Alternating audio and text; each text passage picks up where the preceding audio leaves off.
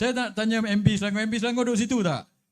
So saya nak cabar dia. Awak nak buka 500 ekar, ladang babi beratus ribu kat situ, pergi awak duduk situ.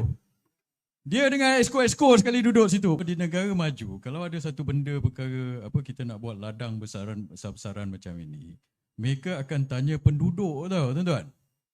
Sama ada penduduk setuju ke tidak untuk buat ladang macam ini. So Kerajaan Selangor ni ada tanya penduduk tak? Nak buat ladang ke tidak sebelum dia pacak ladang itu. So sekarang ini dia nak pindah daripada Kuala Langat ni pergi Hulu Selangor. Okeylah, baguslah untuk kita dia pindah, hantar berapa ratus ribu ekor ke sana. Tapi pada orang Hulu Selangor, orang Hulu Selangor setuju ke? Nak pindah berapa ratus ribu ekor ni daripada Kuala Langat pergi ke Bukit Tagar. So patut dia kena tanya orang Hulu Selangor, betul tak tuan-tuan? Dia kena buat libat urus. Tanya orang situ, awak setuju ke 500 ekar untuk letak ladang babi di situ? Kalau 500 ekar, saya estimate kalau itu estimatenya, 1 ekar ada 42,000 kaki persegi. Katakan 1 ekor babi pakai 40 kaki persegi. Katakanlah So maksudnya berapa? 1,000 ekor 1 ekar. Kalau dah 500 ekar berapa? Betul lah 250,000 ke setengah juta babi. Nak kita transfer ke situ. Rakyat Hulu Selangor ada setengah juta ke? Saya tak tahu. Cuba tanya. Kalau rakyat Hulu Selangor, Bukit Tagar, dalam live ni siapa daripada Bukit Tagar? Berapa rakyat Bukit Tagar tu? Ada setengah juta? Ada 250,000? Mungkin 25,000. Betul? Kalau transfer 250,000 ekor dekat situ, satu orang manusia ada 10 ekor? So macam mana kalau saya duduk di situ, saya tak setuju tuan-tuan. Kerajaan Negeri Selangor bukan saja kena tanya agensi-agensi yang kerajaan ni, expert-expert so-called pakar-pakar dia ni, kena tanya rakyat, awak setuju tak? Sebab dalam economics, dia ada such thing, siapa orang ekonomi tahu, nama dia externality. Saya dulu belajar ekonomi. Externality ni maksudnya kesan sampingan. Orang tu buat untung berpuluh-puluh juta, tapi yang kena bau ni siapa? Kita. So kita setuju ke tidak? Dia dah kaya-kaya. Kita pula kena bau bertahun-tahun tuan-tuan. Ini menjadi masalah. Lepas itu saya Google juga tadi. Sebab susulan daripada sahabat saya Sufi dengan YB tanya tadi, siapa yang nak makan ni? Apa nak makan sebenarnya? Adakah kita makan? Ni siapa yang makan? Rakyat kita sendiri ke orang lain? So daripada internet tadi cakap, dia kata ini mostly export. So export ke mana?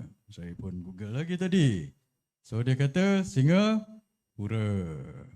So kita ternak beratus ribu babi kat sini untuk bagi orang Singapura makan, tuan-tuan. Makan babi. Lepas itu nanti kan kita terkenal pula Selangor. Orang Singapura cakap, oh ini babi made in Selangor, kata. Ni babi mana? Selangor. Oh bayangkan, Selangor, pengeksport babi terbesar ke Singapura. Dia makan sana, lepas itu kita yang ini. So kekotoran ke apa benda, pencemaran ke apa, dia orang tak kisah, dia dah dapat makanan dia. Kita yang kena tanggung. Untung kita dapat ke tidak? Tidak. Itu pasal benda ini saya nak saran pada kerajaan. Kerajaan Negeri Selangor particularly. Dan kerajaan persekutuan jugalah. Tapi dia geng sama dia. Tanya rakyat dulu. Setuju tuan-tuan? Setuju ke tidak untuk kita buat 500 ekar dekat situ? Kalau rakyat tak setuju libat urus, kita jangan buat lah. Dia nak cerita lah bengkali berkenaan dengan dia nak buat sistem tak apa orang kata tak libatkan kesan negatif kepada saliran air dan sebagainya. Cerita dia lah. So saya ingat kita boleh agak dah apa dia nak bentang. Dia akan cakap benda ni bersih lah, tak efek lah. Biasalah, betul tak tuan-tuan? So benda ini bagus lah.